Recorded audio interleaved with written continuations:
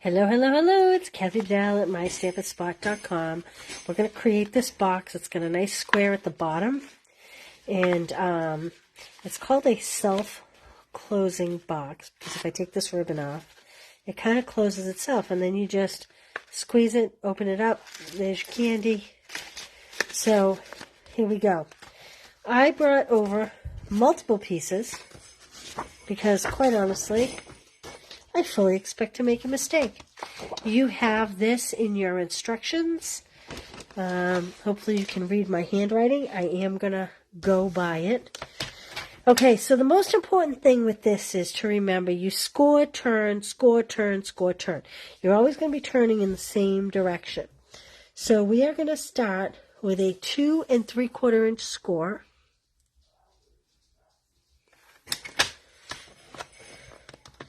And a 5 1/2.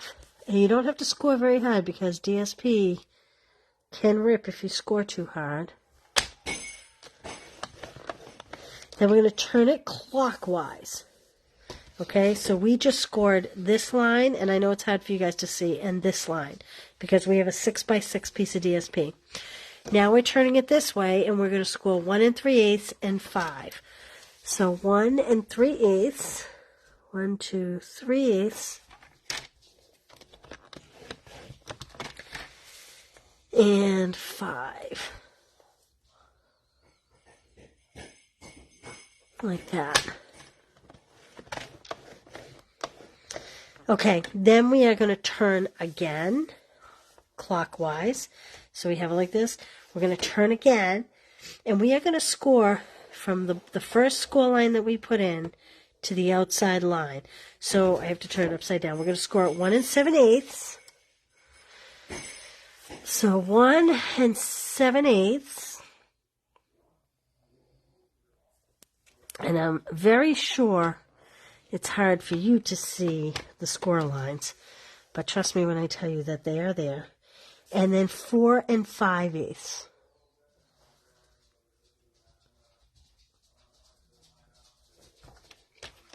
And we're just going to go from that score line down. I love that the trimmer has a little line on the blade to tell you where you're headed.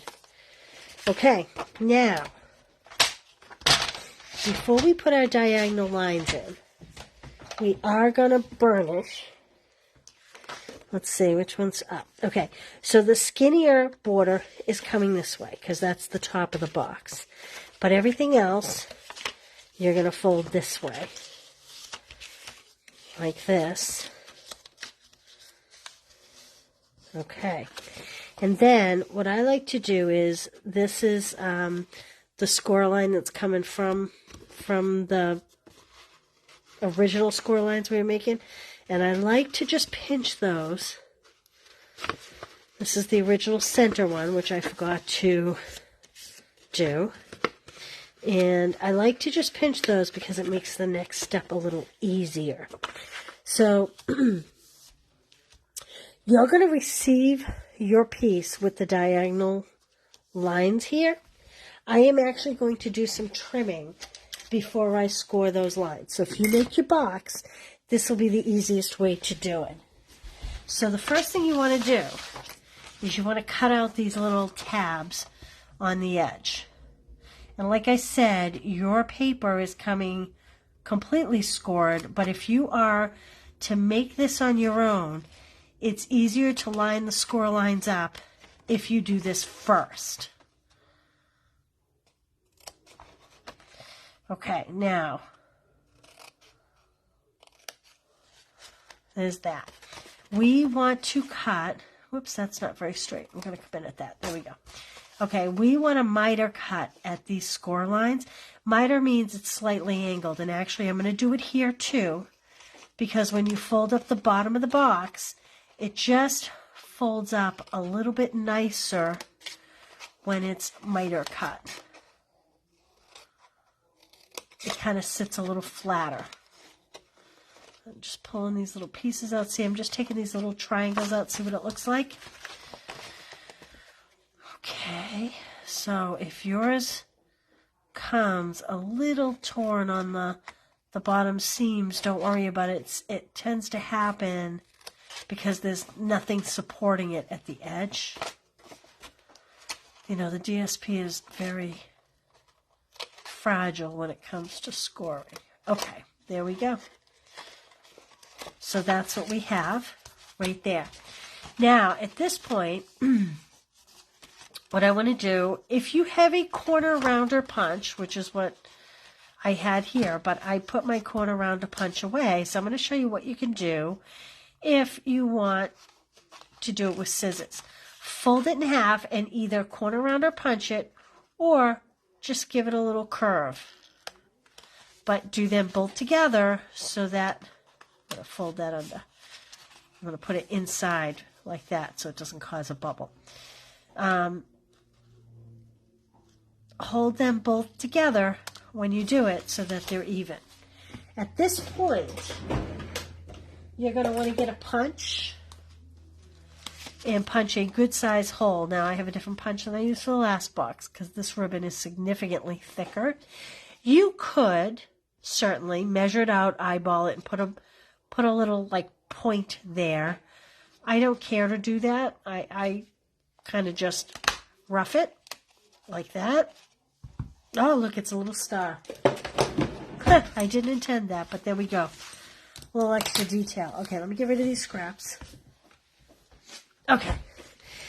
Now that we've done this, now it'll be easy to do the next part. We're going to put these lines in the diagonals.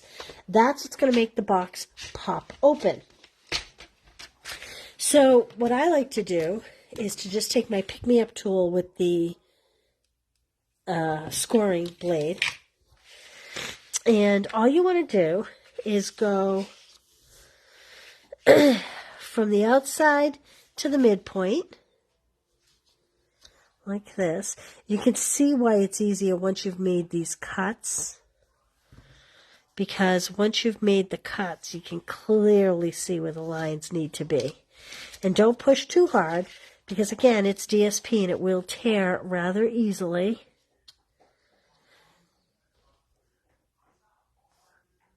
Okay, so we're going to do 4 of them. We're just going to do a V on each side.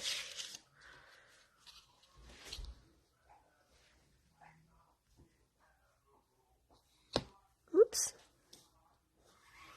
Like this. Now, the first box I made, I did this on the cutter. And with the guide on the cutter, and I have to tell you, this is way easier with a ruler. Okay, now that these flaps are cut, it makes it very easy to come back and just burnish these diagonal lines and get a good crease on them.